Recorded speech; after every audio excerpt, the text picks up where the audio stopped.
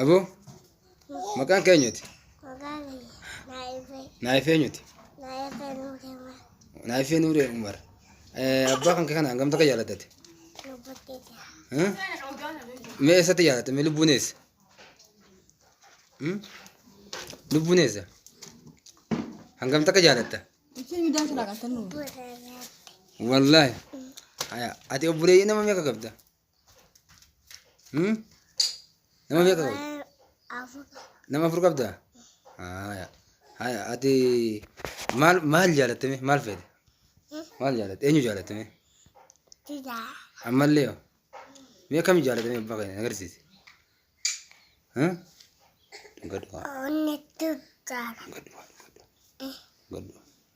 Mee agarsiisi? Yes. Maashaallah. Rabbi sirraa jaalatu. Kanaafuu anis hedduu akka si jaaladha.